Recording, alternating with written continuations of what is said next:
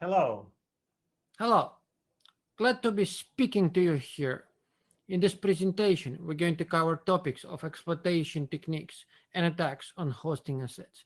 We focus on underground bulletproof market and systems which are mainly hacked for resale. This presentation is going to be delivered by me, Fedor Yarojkin, And and me, Vladimir Kropotov. we are senior threat researchers at Tremike Research. Our biography can be found on the website. So let's not spend so much precious time and move on. Market of compromised assets. The first thing we would like to discuss is the market of compromised assets. After all of the activity that we are planning to discuss here is done with the purpose of obtaining access to the machines. Those machines would be later resold on the market for other purposes, such as stealing data, exfiltrating data, or running ransomware attacks. So let's look at it in more detail. Here's an example of what potential offers might look like on underground market. Person might be selling access to a gaming company or resources or infrastructure of a large company or a set of companies. He also could be selling simply VPN access or RDP access. Let's look into more examples. So what are the major components of the market? The market typically includes sellers, those who acquire and sell resources on the market. There could be also buyers, customers who mainly require that kind of content. And of course, as a in any market economy, we have market and demand. Yeah, market and demand is a balance between sellers who can offer and buyers who can pay. Based on multiple sources, we know that sellers often operate on the edge of profitability.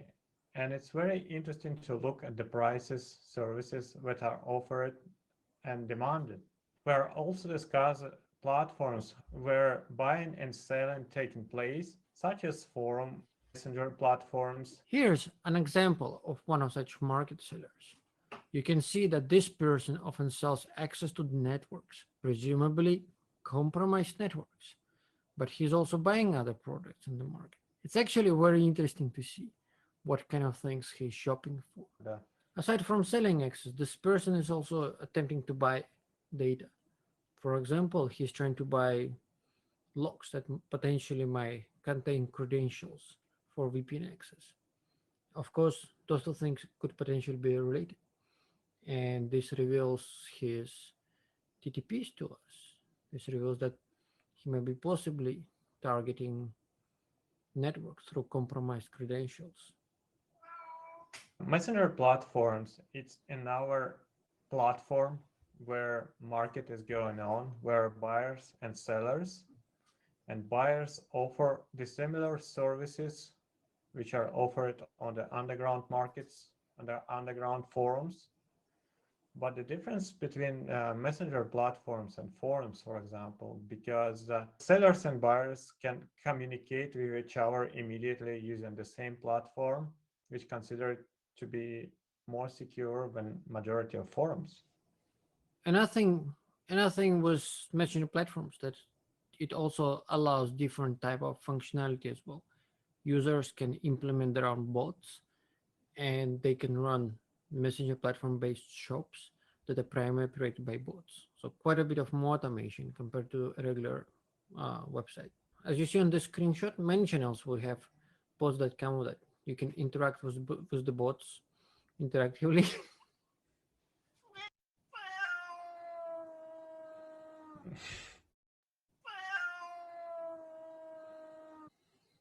Users can interact with the sellers by means of the bot. They can talk to this automated system, request the product they would like to buy, and even get payment attributes so they could complete payments as well. For this particular bot, you can see offers of RDP, of VPNs, passport scans, cookies and credit cards, and some other goods. And to buy that, it's required to type several commands and transfer money to a particular e-wallet using particular comment. So if you look at the offerings, this can already give us some ideas of how the attacker breaks into the networks.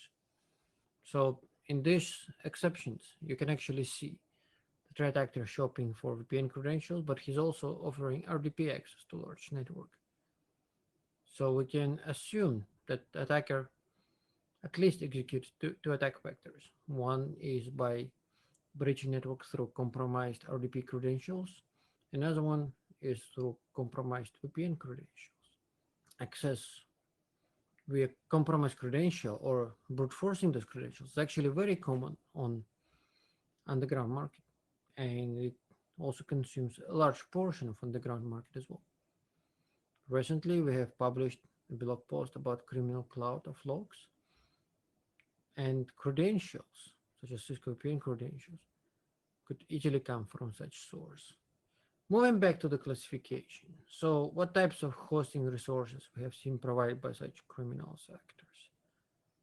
We have seen bulletproof host offerings, often reusing compromised machines. We also have seen hosts being sold for the purpose of running SOCs or proxies on them, or even reverse proxies.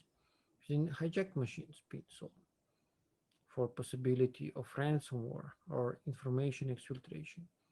We also have seen threat actors using free hosting services, IoT equipment. Fast flags is still a very popular offering. They use different technology to provide backend nodes, but the concept is still the same. And of course, clouds. So clouds abuse it in many ways. Criminals using cloud's computing capabilities to mine the data we need, and we sell access to the clouds and portals which allow to provide or provision cloud resources. Let's look at some examples of this.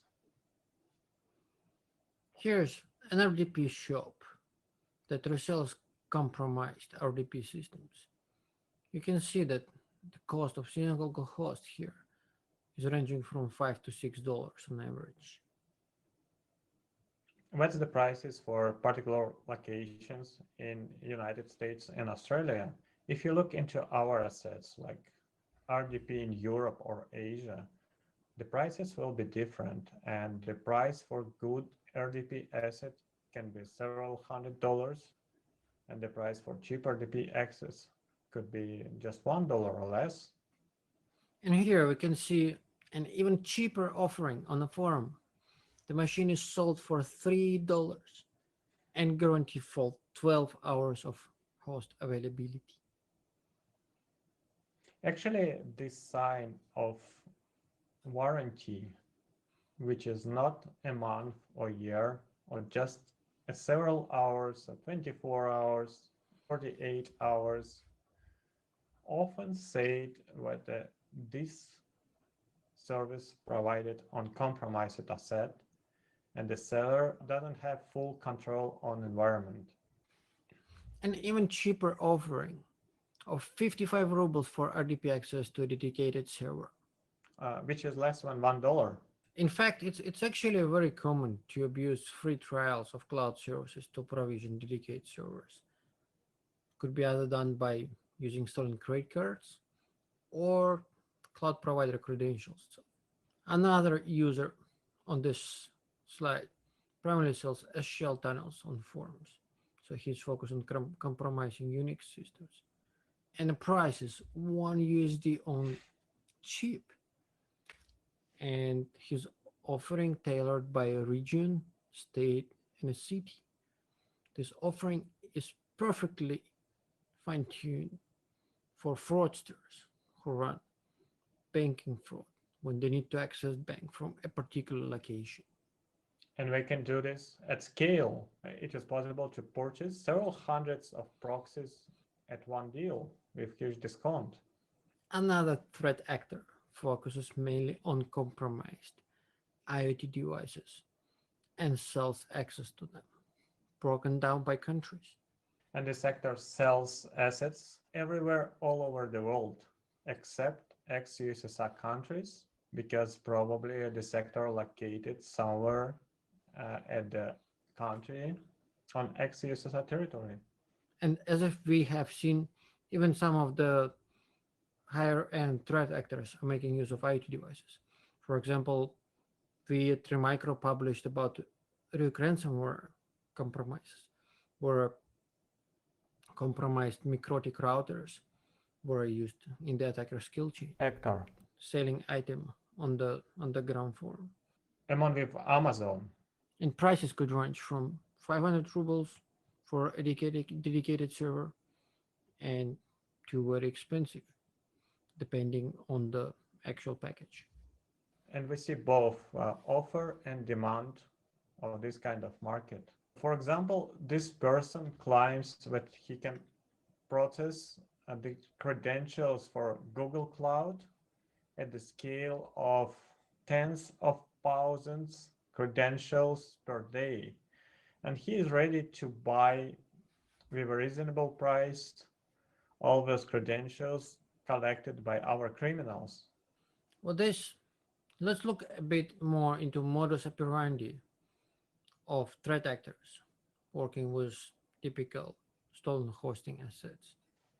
We're specifically interested in those operations which could reveal us how attackers compromise those systems. We gain our knowledge from multiple sources. We analyze underground forums. We also examine our telemetry. We examine uh, system event data on compromised systems, and then we make our conclusions. What gets more and more common is actually buying credentials from other people, and those people normally sift for those credentials in the logs that they collect from log stealers and other information. As we discussed before, this is a new growing market of either offering services to sift through the logs or even providing uh, in-cloud access for end users so they could search for the logs by themselves. And this model considers a very interesting phenomena when criminals having very narrow but deep skills in a particular area monetize or implement just particular part of the kill chain, and together we share the profit, and together we make an impact which is comparable or higher comparing to APT actors. So with this threat actor, what are the exploitation techniques that he's liking to use? As I already mentioned, we know that he works with VPN, but what are the other techniques? If we sift through posts on network forum, we can also see that he also uses other techniques, such as delivering target malware, either through SCR files, Office documents, or more. And in fact, he details it in some of his forum posts. Credential parsing is a big business. As you see on this screenshot, there is an offering of a system. On this slide, you can see a tool that allows you to sort credentials into group of different categories. And these categories can include PayPal accounts, Google accounts, social networks accounts, banking accounts, access to corporate credentials, and so on. One of the next stages when credentials are sorted is the credential validation.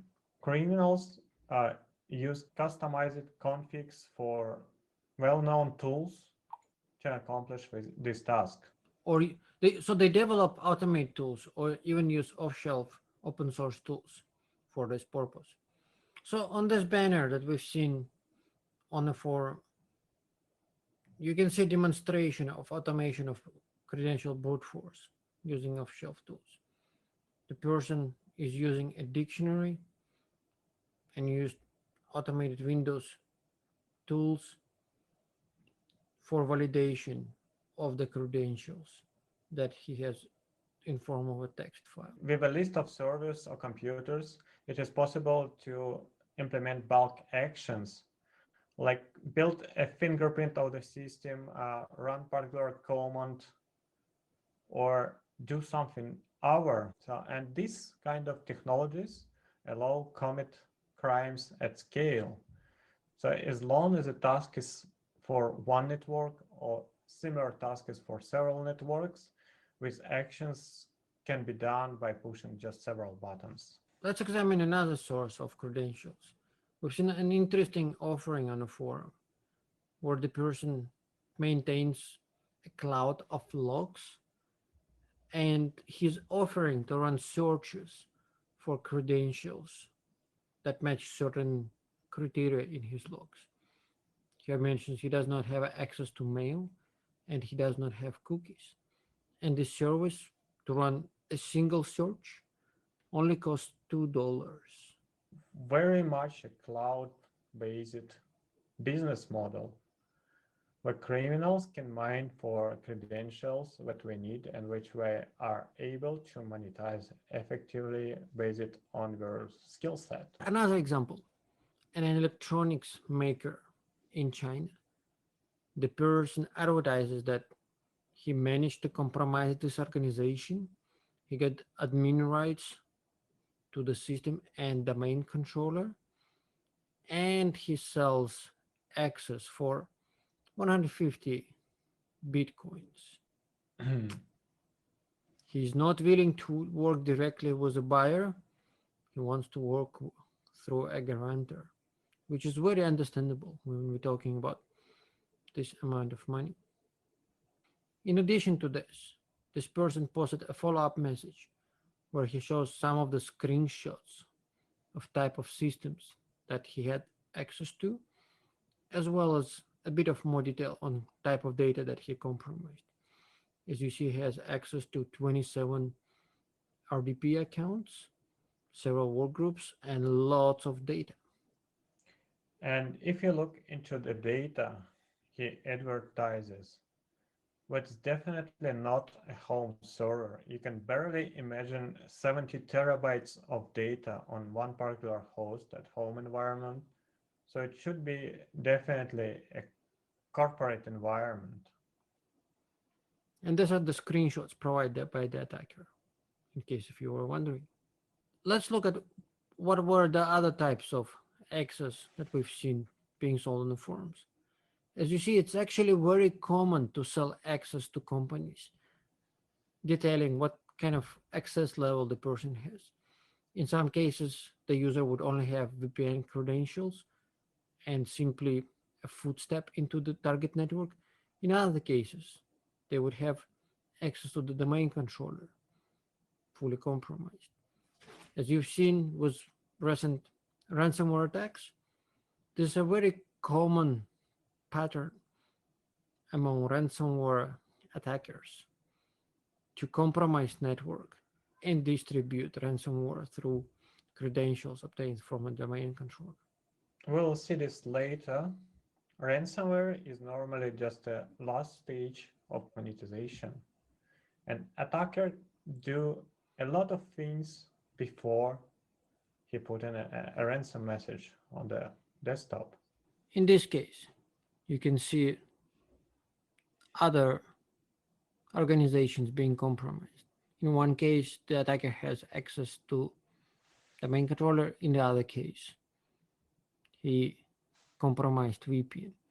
Understandably, the attacker does not reveal who the victim is, so he simply mentions the country, the field in which the victim company operates, and roughly revenue of the company, plus the number of the employees. And of course, the price of access really depends on the company revenue and industry, because there are different ways to monetize different companies in different critical industries.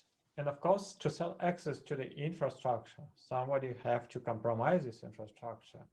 And for this, either pen testing tools are used, or even sometimes criminals were chasing 0 days and using with 0 days to compromise infrastructure.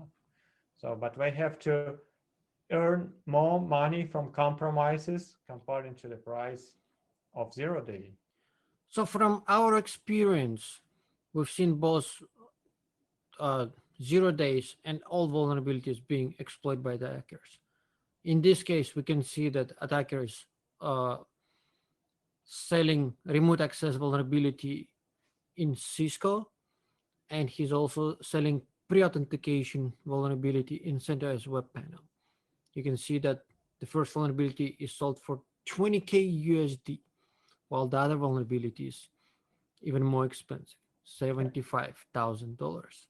However, we also seen attackers exploiting some of well-known vulnerabilities such as Eternal Blue when they spread laterally on internal networks. And we will come back to that. Criminals are able to pay the price which is comparable to the cost of new Tesla just to optimize a part of your compromised operations. So once the attackers gain initial footprint on the target network, how do they spread their compromise?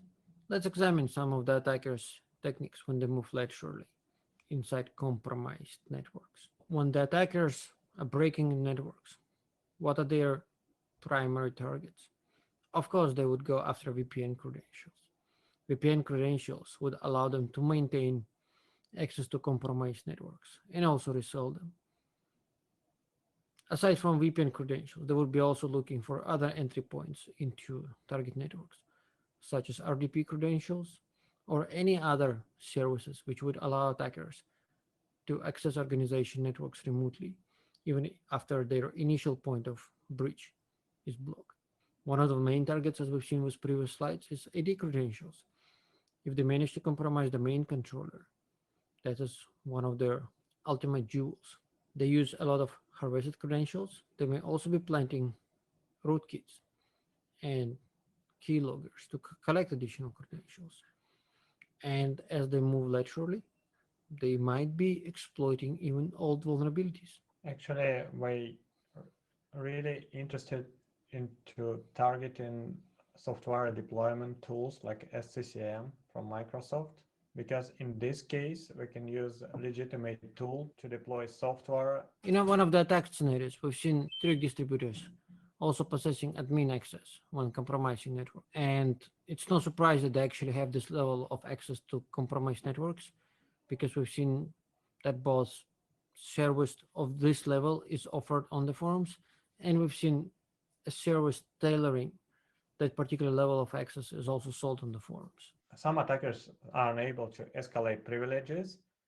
So when we are already in the network, we try to do this by ourselves, but went into troubles, and we're requesting help from our actors who are the expert in this particular field of privilege escalation in the corporate network, and we're ready to pay for this reasonable money.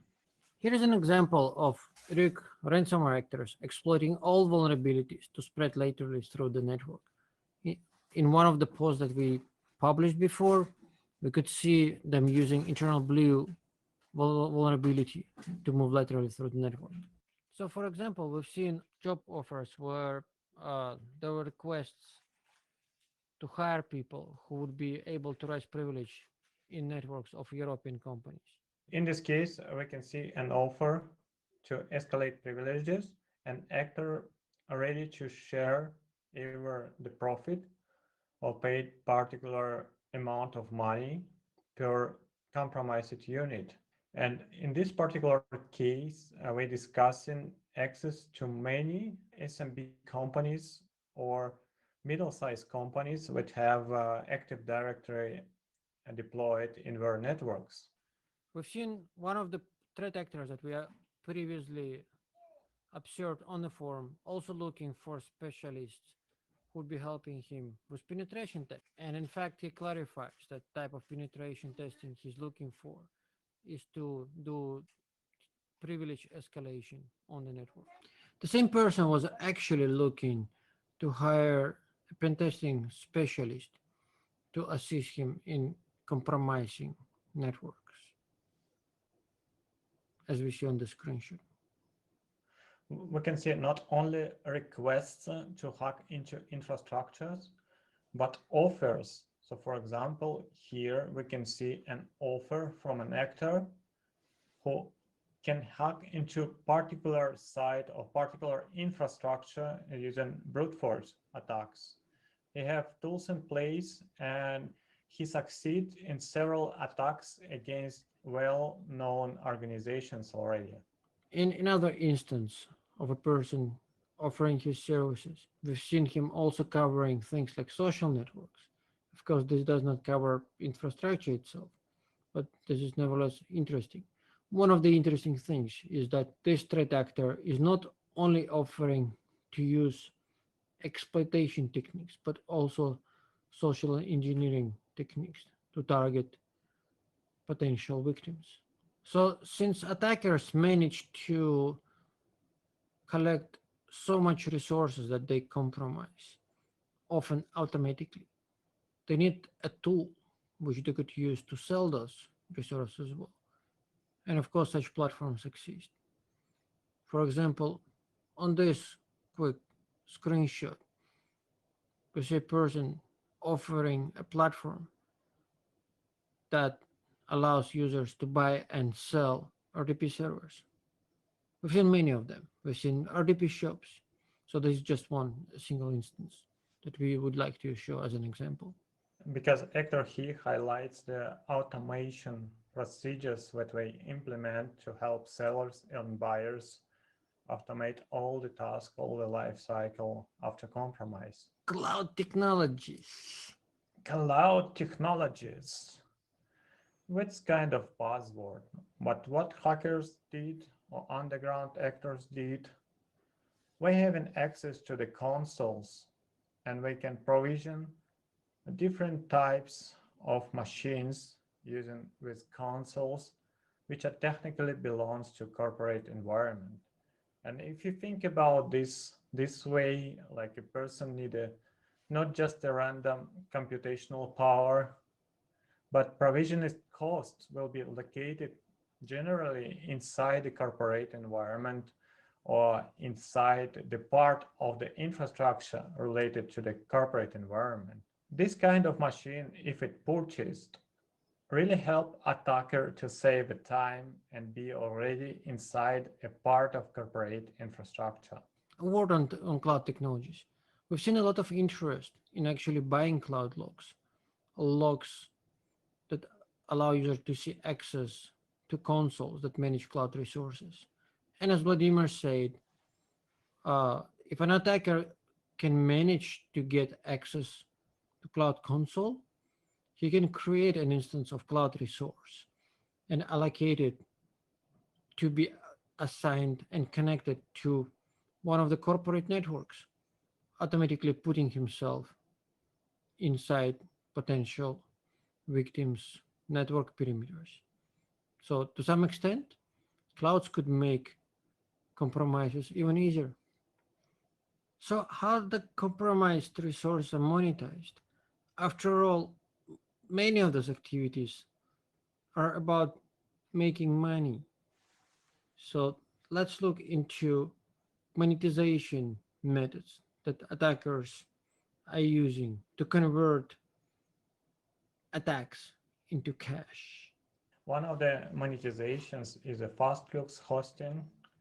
When compromised assets use it to host particular criminal assets like criminal forums, OC2s, or other assets, which really hard to take down in this case. And it's really hard to block IP ranges in this situation because at the time when security team able to spot these IP addresses, were no longer in use.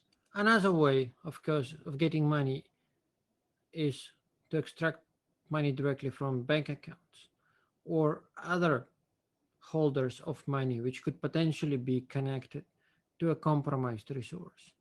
For example, on this screenshot, we see a user bragging that the machine or a dedicated server that he managed to compromise, possibly someone is accessing a PayPal account with a significant balance on it.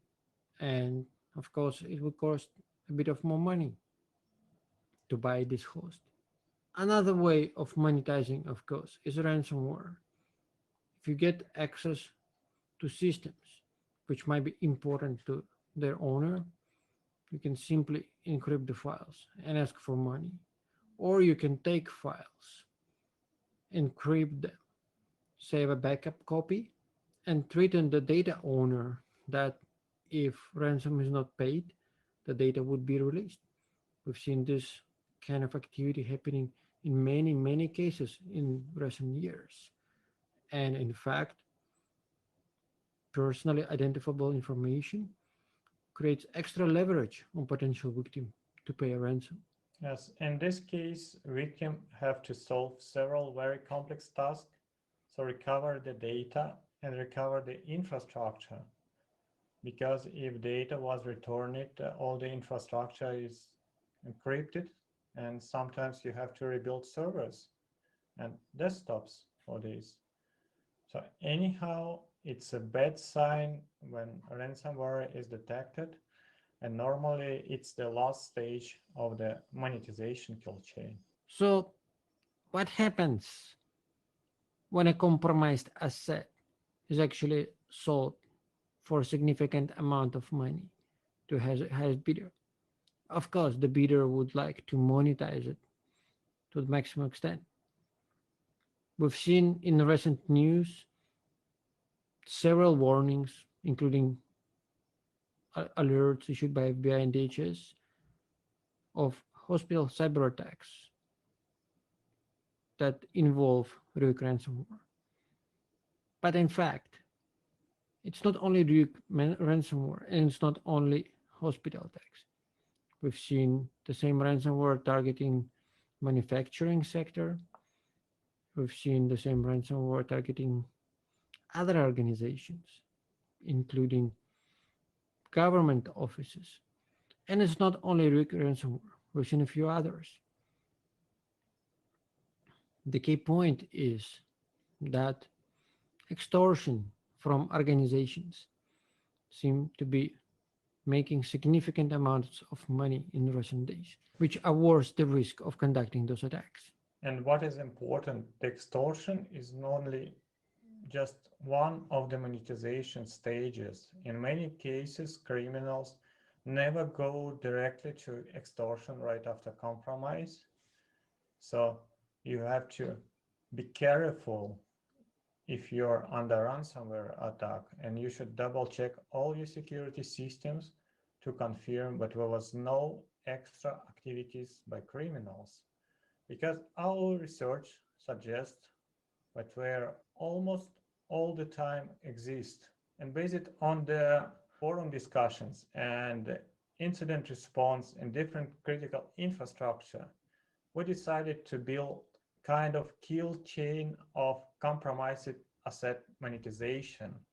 This asset could be a server, this asset could be a corporate network, or our sensitive asset, which could be monetized several ways.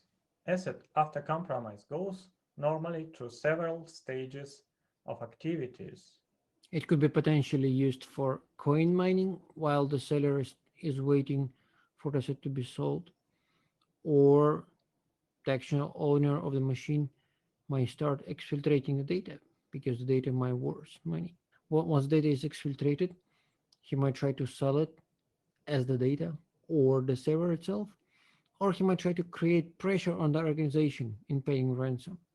If organization is not paying ransom, he may request organization to pay money for not releasing the data or simply sharing data to his fellow cyber criminals. More mature criminal actors who have many assets compromised at the time doing extra steps, information pre-categorization and infrastructure pre-categorization and estimation of possible monetization paths, because compromised infrastructure can be sold not only to criminals but to APT groups. If it bank, it could be sold to experts who can monetize access to the bank infrastructure. If it's research institute, for example, that's a good target to sell to APT groups. And in this case, this deal is important for both buyer and seller, because seller can sell access for a higher price, which could be measured in tens or $100,000, and the buyer get many extra bonuses for this deal. One of the bonuses is direct access, often admin access to the infrastructure, so it's possible to save time.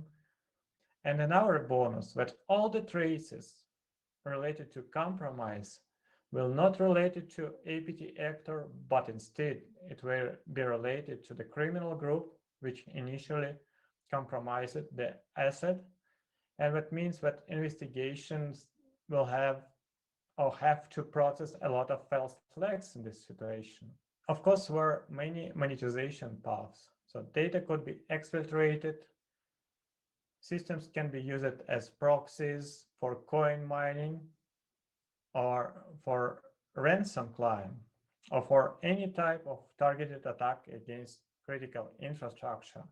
So if you see a coin miner, that's a bad sign for you, because normally coin mining is a stage when criminals trying to resell asset from one owner to another, and to monetize this idle time when one actor already monetized it according to his or her skills and another actor purchased infrastructure yet, we just put coin miners. And normally ransomware attack is the last stage because it's pretty visible to infrastructure owners, because criminals or attackers have to notify infrastructure owners about incident to get the ransom. So, and this often the only stage that's spotted by infrastructure owners, and they focus on this ransomware case and missing very important parts about exfiltration of data, about different type of monetization of their infrastructure. Or to put it in simple words, they're missing how the assets actually have been changing hands before the final stage of the attack was delivered. And often we're missing the thing that, for example, not 10 assets inside the network was compromised, but hundreds of assets. And when we're cleaning up machines, we're rebuilding only machines that were targeted by a ransomware attack. And in this case, criminals are often capable to keep the access to our part of the infrastructure due to insufficient incident mitigation and investigation. And finally, if the asset is not worth any money to run ransomware or data exfiltration, it could be simply sold as short-term living bulletproof hosting asset. So the owner of the machine would simply make money from renting the machine as a bulletproof host until the actual owner of the machine discovers the compromise and shuts it down. And whereas in our case, when asset after all monetization paths was not sold, but just exposed publicly with credentials, so many criminals can make use of it. And for the actor, it's just an advertisement of capabilities. For our actors, it's just opportunity to try their skills. And on this diagram, we visualize it in our paths, how incident response teams reacted to this case.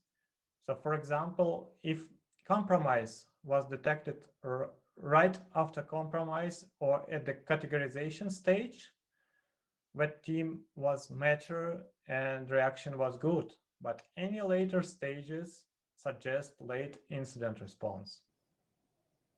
So again, what happens if the asset is not sold?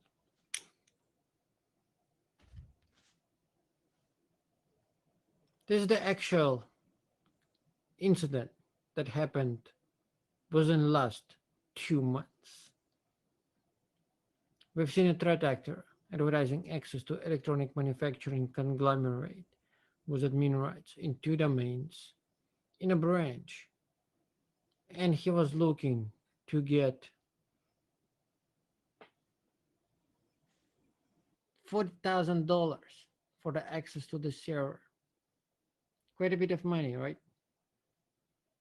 I think the translation is not very accurate because it says BTC on the screenshot. It's $40,000 in Bitcoins. He also mentioned that he accessed quite a bit of data from the compromised customer. So later he was waiting and he was not able to sell the data, and he lowered the price to 30,000 US for the access. However, after some time, he was still not able to sell the machine, or he was still not able to sell the access to the network. And someone was probably looking at the forum post and guessed who was the potential victim and notified the victim. So instead, the threat actor decided to extort money from the victim organization. He posted a note on the website saying that his access levels were discovered and blocked, but he managed to exfiltrate quite some data from the organization.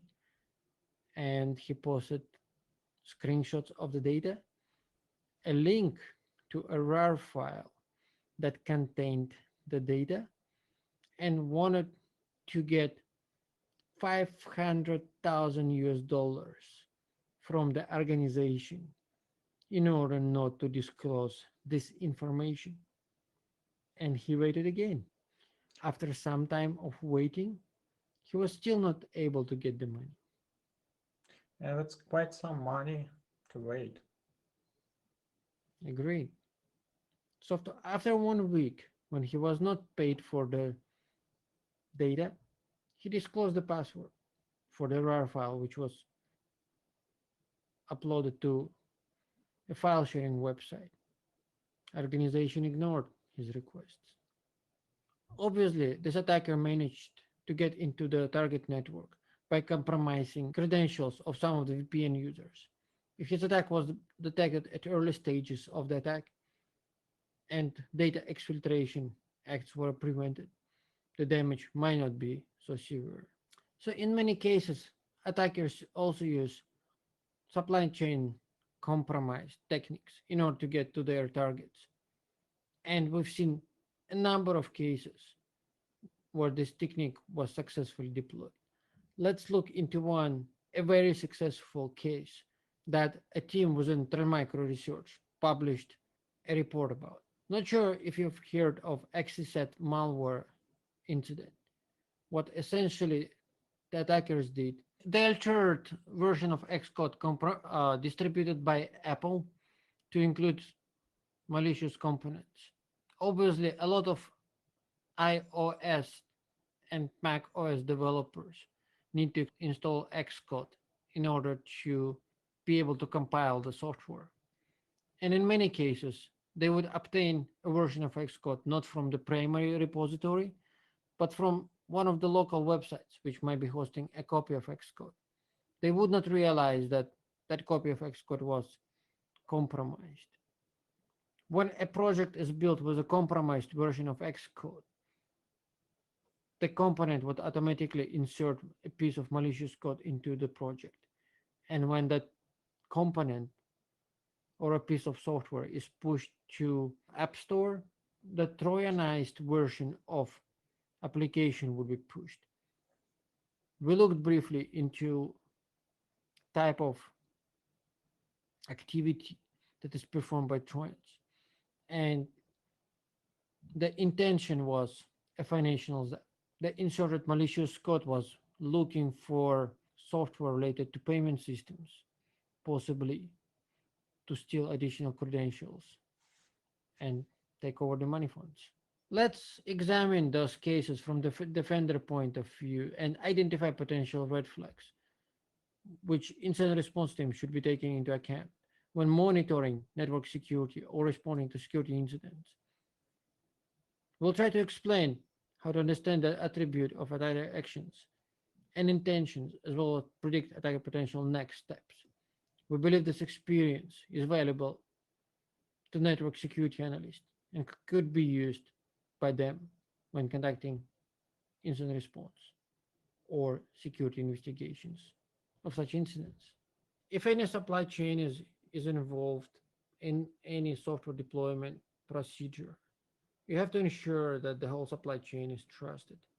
Do not download and install software components or libraries from untrusted sources or unauthentic sources, because those components could be compromised and software placed on those components could be altered. And even if you download from official markets, if you have capabilities, use sandboxes or other tools to double check software which you downloaded before you install it.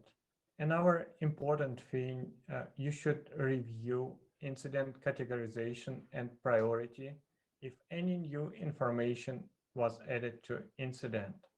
So type of the incident like ransomware or coin miner shouldn't be fixed from the beginning incident till the end.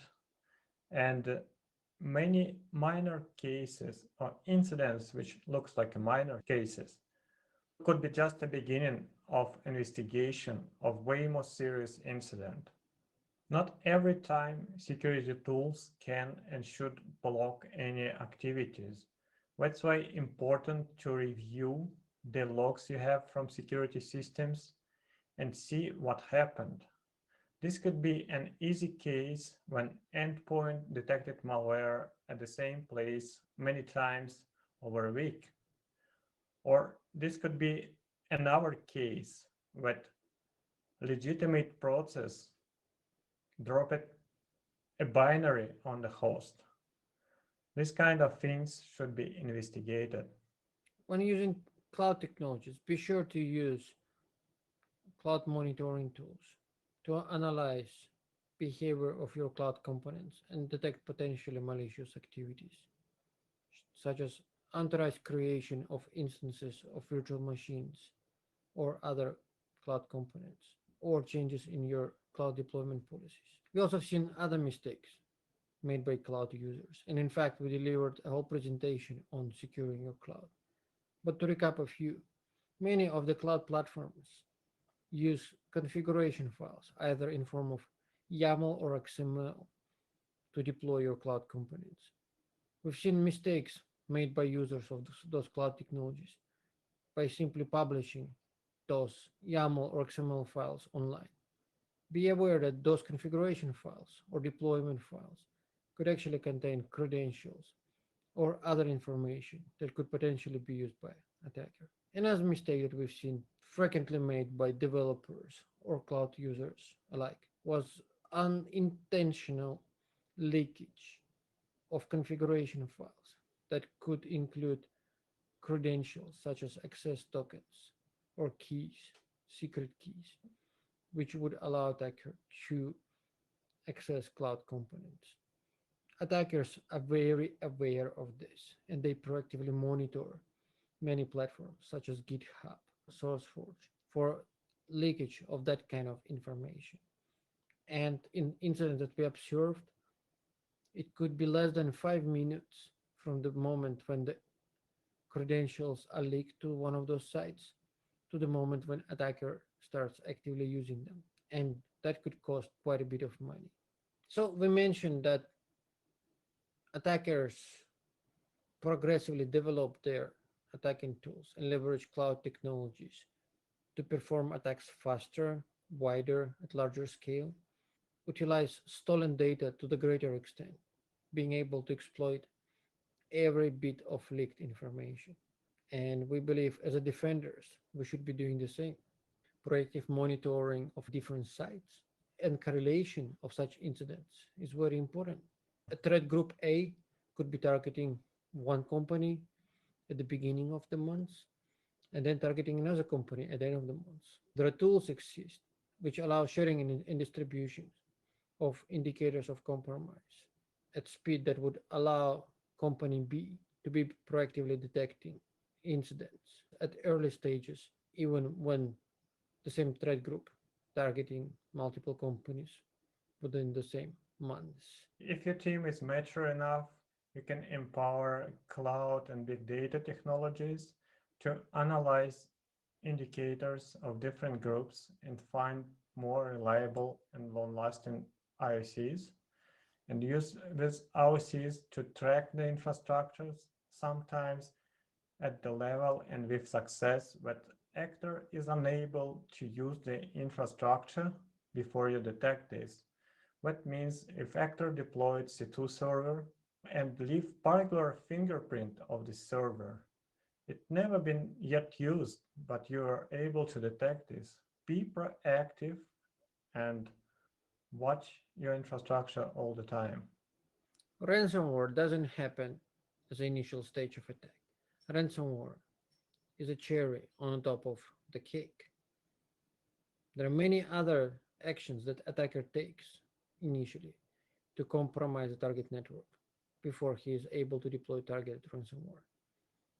If you are able to detect and prevent attacker from moving forward, you would be able to prevent such devastating attacks as target ransomware attacks.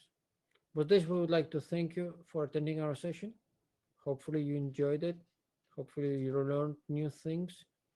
If you have any questions, feel free to ask those questions right after our session or get in touch with us. We would always be happy to answer your questions or assist you in your investigation troubles.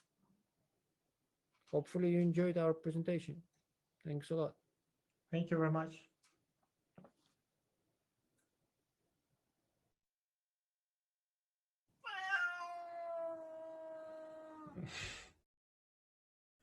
And the price is $1 only.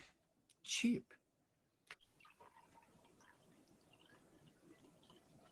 Ты наливай быстрее.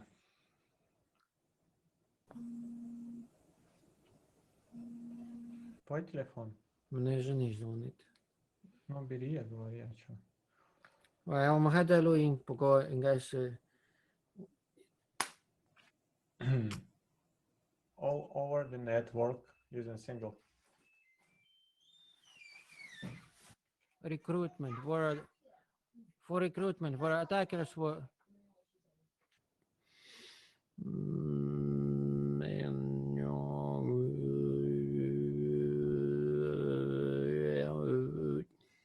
good. Ну что, погнали? Yes. Cloud technologies. Cloud technologies. More Once material. More. the data. Да. Ну что, тогда So я what скажу- happens? Ну, So what happens if they said Подожди, not? давай заново начни тогда и говори.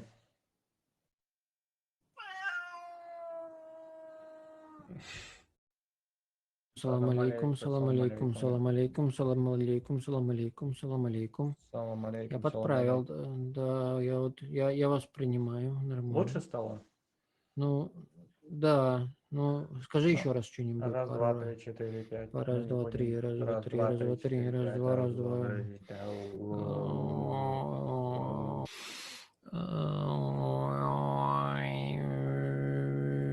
Yakşimaş. Kniaz Vajgorod. Радостно.